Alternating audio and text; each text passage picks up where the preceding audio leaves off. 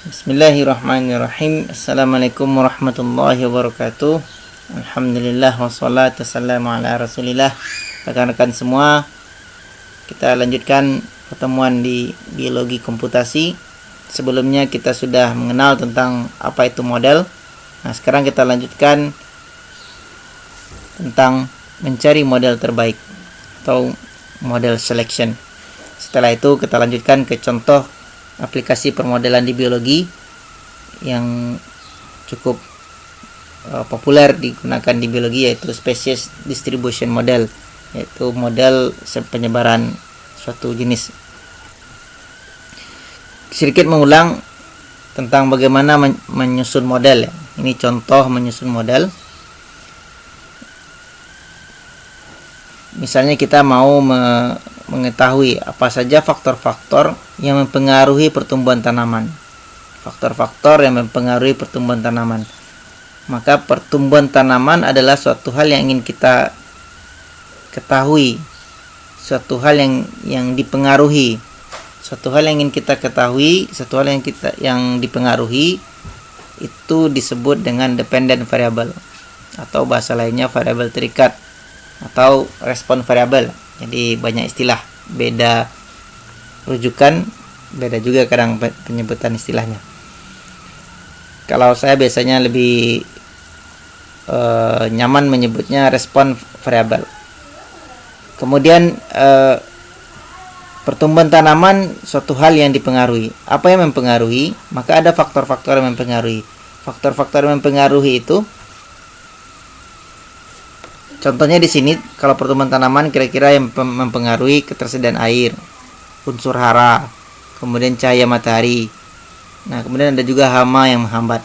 Nah, semuanya itu, semua faktor yang mempengaruhi itu disebut independent variable, atau variabel bebas, atau predictor variable, atau explanatory variable, atau environment variable.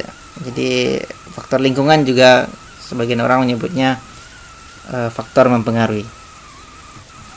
Kalau kita buat gambarnya, skemanya, ini pertumbuhan tanaman, maka ada 4 faktor tadi yang kita perkirakan mempengaruhi. Ada air, unsur hara, cahaya, dan hama, dan itu arah panahnya ke pertumbuhan tanaman ya. Dan kita bisa lengkapi dengan hubungan ininya, hubungan pengaruhnya. Kalau positif artinya hubungan pengaruhnya positif itu saling ini ya, sama arah ya, sama arah. Ketika airnya tambah banyak, maka pertumbuhannya juga tambah banyak. Kalau negatif terbalik ya, berlawanan. Ketika hamanya bertambah banyak, maka pertumbuhannya berkurang. Itu hubungan positif negatif ya. Nah, kalau kita kaji lebih dalam ya, apakah memang semuanya faktor yang 4 ini yang mempengaruhi?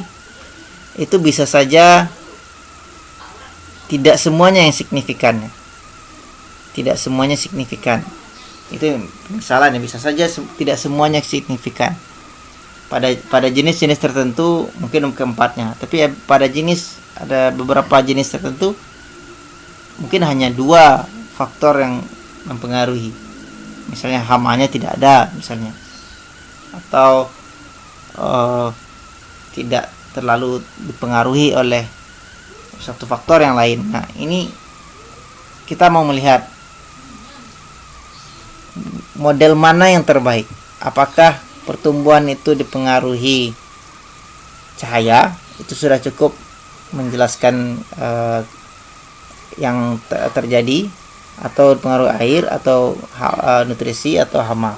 Karena semakin banyak faktor, semakin banyak prediktornya, independent variabelnya, maka model itu semakin tidak bagus ya.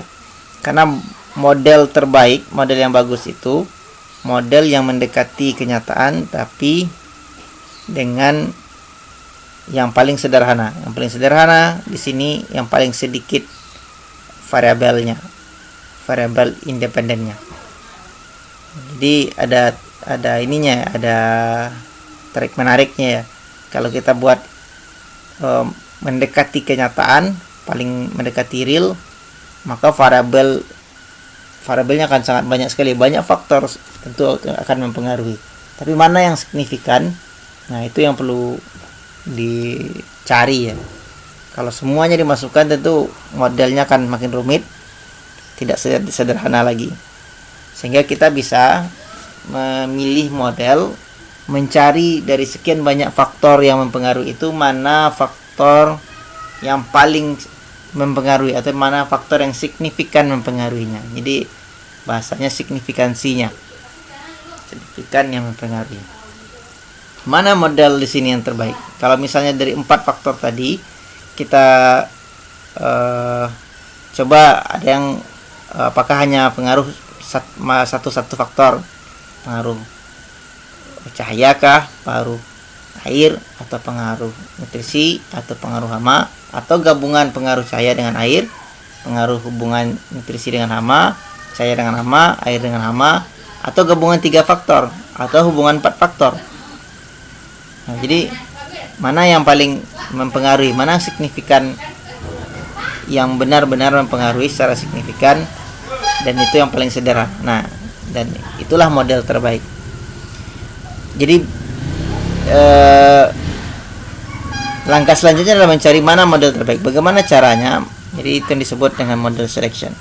Mencari model terbaik itu berdasarkan p-value ya. P-value itu umumnya memakai 0,05 atau yang lebih kecil.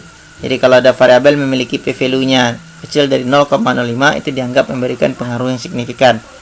Cara yang lain itu berdasarkan AIC value, Acai Case Information Criterion. Itu membandingkan nilai AIC value untuk tiap kandidat model. Jadi masing-masing model kandidat ini masing-masingnya itu punya nilai AIC-nya kalau kita masukkan ke software perhitungan. Nah, nilai AIC terendah itu merupakan model terbaik.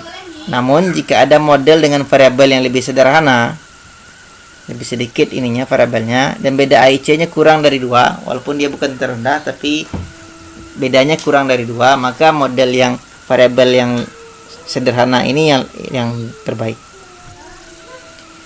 Nah, permodelan itu berbagai macam caranya ya. Analisa statistiknya itu macam-macam, banyak hal yang bisa digunakan.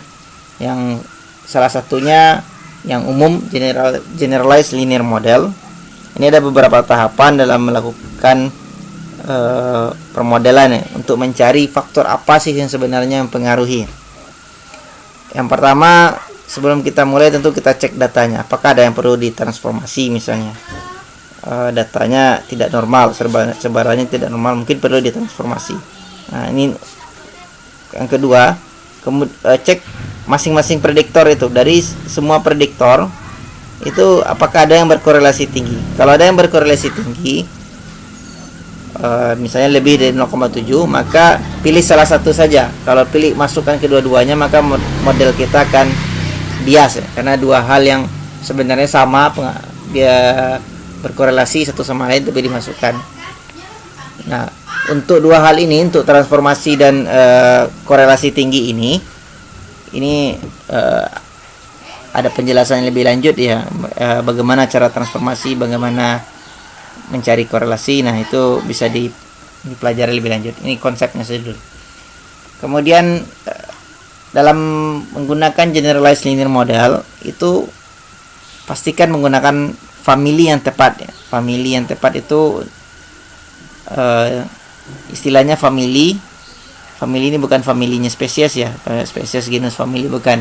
Family dalam generalized linear model ini. Jadi kita masukkan settingannya, familinya apa? Familinya Gaussian kah, atau binomial, atau Poisson. Nah, itu beda-beda ya. Kalau misalnya respon variabelnya itu datanya continuous, kita pakai Gaussian. Kalau dia datanya present absent, ada tidak ada, maka kita pakai binomial. Kalau datanya respon variabelnya itu angka bulat, misalnya jumlah penduduk, dia berupa jumlah ya, dan itu dari 0 sampai hingga tidak ada minnya, tidak ada desimalnya, maka kita menggunakan familinya Poisson. Nah, setelah itu kita buatkan kandidat modelnya seperti tadi, apakah semua kemungkinan variabel, kombinasi variabel itu bisa kita gunakan. Kalau variabelnya 4 mungkin masih bisa, tidak terlalu banyak. Tapi kalau misalnya variabelnya sudah 7, 8 itu banyak sekali, kombinasinya sangat banyak. Maka ada cara lain yang bisa dilakukan, yaitu namanya stepwise backward selection. Caranya, misalnya ada variabelnya ada 8, masukkan semuanya variabelnya. Jadi ke-8 variabelnya itu dimasukkan ke dalam perhitungan, kemudian dihitung ininya, dilihat nanti dari 8 itu mana yang paling tidak signifikan pengaruhnya, dikurangi 1.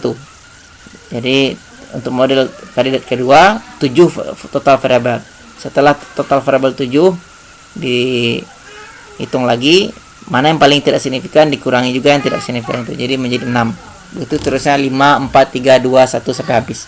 Setelah itu baru dibandingkan dari yang 8 variabel, 7 variabel, 6 variabel, 5, 4, 3, 2, 1, mana AIC-nya paling rendah. Itulah yang terbaik.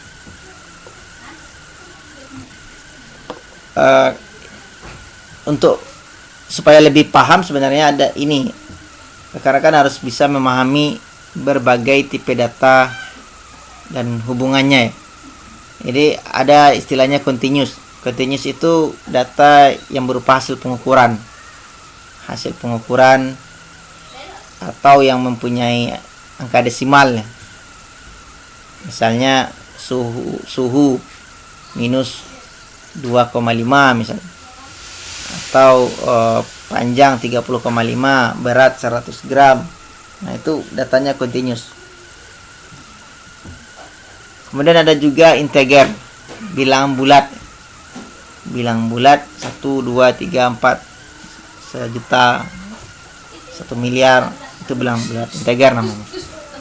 Kemudian ada juga data itu berupa kategori. Misalnya batang, daun, akar, pria, wanita, sangat tidak setuju, biasa saja, setuju, sangat setuju. Nah, skala Likert 5 tingkat skala Likert itu juga bisa. Jadi ada kategorinya ya. Kemudian ada binomial. Binomial ini datanya ada atau tidak ada, 0 atau 1, present, absent. Nah, sekarang kita lanjutkan ke contoh aplikasi permodelan di biologi, yaitu species distribution model.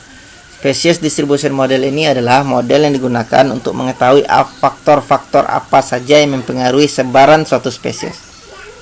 Setelah dapat faktor apa saja yang mempengaruhi, bisa digunakan juga kelanjutannya memprediksi. Karena faktornya sudah diketahui, maka diprediksi di mana sebaran spesies itu berdasarkan data kehadiran dan faktor lingkungannya. Nah, species distribution model ini ciri khasnya adalah menggunakan data respon yang binomial, ada atau tidak ada. Jadi, dia ada di sini, dia tidak ada di sana, di mana saja adanya jenis tersebut, itu yang data yang digunakan. Dan data ini species distribution model ini, permodelan ini merupakan pemodelan dengan data spasial ya. Berupa peta, sebaran berupa peta. Kalau yang sebelumnya itu umum ya. Contohnya tadi ada pertumbuhan dengan beberapa faktor lingkungan, itu umum. Bisa Gaussian, bisa continuous, bisa kategori dan lain. Kalau ini datanya binomial. Datanya spasial ya. Kalau yang lainnya bisa data tidak ada terkait dengan spasial. Jadi ini lebih spesifik. Species distribution model juga sebenarnya bisa juga untuk kejadian lainnya, bukan hanya spesies ya. Karena prinsipnya adalah present absent, ada atau tidak ada, maka juga bisa melihat konflik ya. Di mana saja ada konflik satwa liar misalnya dengan manusia, ada atau tidak ada konfliknya, dan nanti diinterpolasi ya. Jadi di mana saja daerah-daerah yang berpotensi itu konflik, itu bisa dilakukan dengan species distribution model. Ini contoh. Ini ada petanya ada titik-titik hitam ini yang ada nomornya. Titik hitam itu adalah lokasi ditemukannya elang Jawa ini, Spizaetus bartelsi ini. Elang Jawa ditemukan di titik-titik ini. Apakah hanya ada di sana? Tentu tidak ya. Nah, maka kita bisa memprediksi daerah sebarannya dengan data-data lingkungan yang ada ya. Ketika didapatkan lokasinya di sini, kemudian kita lihat apa saja faktor lingkungannya, kemiringannya berapa, ketinggiannya berapa, individunya berapa, tutupan lahannya berapa, jarak dari pemukiman berapa, itu bisa dilakukan. Nah, kalau dalam ini jurnal ini tahun 2008 ya, Sartinilia itu mencari daerah yang berpotensi sebaran jenis elang Jawa ini, dan dimasukkan beberapa variabel dengan menggunakan logistic regression ya, auto logistic regression. Itu ditemukan bahwa yang mempengaruhi adalah slope, kemiringan, ketinggian, NDVI ditambah dengan autocovariate.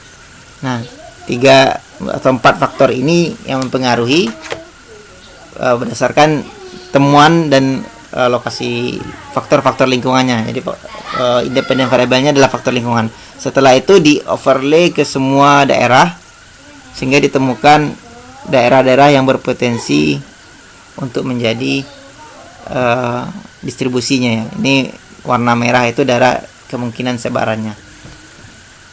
Jadi seperti itu ya. Contoh yang lain, ini mahasiswa bimbingan saya, Vika Widya, sedang melakukan memprediksi ya daerah-daerah sebaran yang berpotensi konflik manusia dan harimau.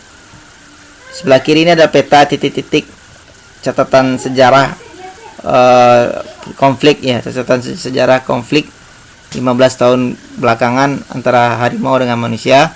Kemudian dengan menggunakan faktor lingkungan, berbagai macam faktor lingkungan, sehingga ditemukan ini daerah sebarannya. Kalau ini hanya titik-titik, ini sudah dalam bentuk kawasan ya daerah. Nah, yang merah itu adalah potensi konfliknya tinggi. Ini menggunakan Maxent, nama analisa statistik yang digunakan adalah Maxent. Sedikit tambahan ya, ini species distribution model, ada 3 pendekatan yang digunakan. Ini dari sudut pandang analisis statistik yang digunakannya ya. Analisisnya itu apakah dia menganalisa data yang present saja, data yang ada saja, atau present absent atau pseudo absent. Sebagai contoh, saya ilustrasikan di sini adalah kota-kota. Itu grid ya. Kawasannya kita bagi menjadi grid. Kemudian kita survei atau berdasarkan laporan yang ada. Misalnya yang biru ini itu artinya grid di mana ditemukan jenis tersebut. Kemudian selain yang biru adalah lokasi yang tidak ditemukan jenis tersebut. Ya, jadi grid di mana tidak ada ditemukan lokasi tersebut. Kalau analisa statistiknya menggunakan pendekatan presence only, maka dia akan hanya menganggap melihat yang present ini, yang ada ini di mana saja dia ada, apa faktor lingkungannya di sana. Kemudian dia akan merangkum ya, oh ternyata yang mempengaruhi itu adalah faktor ini dengan kondisi sekian sekian. Itu present only. Kemudian ada juga analisa statistik, dia anggap bahwa analisanya bukan hanya di sini ada faktor lingkungan ini, dan juga menilai di sini tidak ada apa faktor lingkungannya. Jadi kumpulan faktor lingkungan di mana dia tidak ada itu nanti bisa dibuatkan kesimpulannya, oh ternyata inilah yang mempengaruhi dia tidak ada. Jadi bukan hanya dia ada, tapi juga tidak adanya kenapa, apa faktor lingkungannya kira-kira, sehingga itu di analisis oleh analisa statistiknya itu. Ada juga cara yang lain ya, dianggap sebagai pseudo absen. Kenapa pseudo absen? Semu ya, absennya semu karena di yang biru adalah lokasi di mana ada presence, ada ditemukan. tapi di lokasi yang lain apakah memang benar tidak ada, apakah jenisnya itu memang benar tidak ada atau belum ditemukan saja. Nah, kemungkinan terbesar adalah belum ditemukan. Maka karena yang di tempat lain itu belum ditemukan, bisa saja dia waktu kita survei tidak ditemukan, maka di grid itu, di lokasi itu dianggap sebagai pseudo absen. Nah, jadi ada statistik yang menggunakan pseudo absennya. Di samplingnya ada titik-titik, dianggapnya sebagai pseudo absen. Secara acak diambilnya beberapa titik, itu pseudo absen. Ini kerja ininya, bagaimana sistem kerja analisa statistik yang digunakan. Analisa statistiknya banyak ya. Ini contoh teknik statistik untuk analisa species distribution model. Ada BioClim, Domain, ENVA, Mahalanobis, additive model, ya, linear model, ada adaptive regression spline, ada Maxent. Ini sudah Maxent, dan ke bawahnya ini sudah machine learning ya. Ini berbasis linear regression dan lanjutannya, dan ini berbasis ini ya, profil ya. Nah, jadi tahapannya hampir sama sebenarnya dengan tahapan pemodelan biasa. Kumpulkan data, lihat responnya, lihat prediktornya, apakah nanti responnya ada yang perlu sebarannya tidak normal sehingga perlu ditransformasi. Kemudian dimasukkan ke dalam model-model, cari kandidat modelnya berdasarkan prediktor dan mana yang terbaik. Nah, lanjutannya yang menjadi ciri khas ada spesies distribusi model adalah prediksi. Diprediksi ya, diekstrapolasi untuk lokasi lain. Kalau permodel yang sederhana yang tadi cukup hanya mengetahui apa saja faktor yang mempengaruhi. Sedangkan kalau spesies distribusi model, setelah tahu faktor yang mempengaruhi, maka dia dicoba ekstrapolasi, memprediksi daerah-daerah lain itu seperti apa, apakah ada atau tidak. Ya, mungkin itu penjelasan ya tentang spesies distribution model dan tadi model selection, pemilihan model terbaik. Mudah-mudahan bisa dipahami. Kalau ada pertanyaan nanti silakan ditanyakan, baik itu di grup WhatsApp atau di video YouTube ini juga boleh, dipersilakan. Assalamualaikum warahmatullahi wabarakatuh.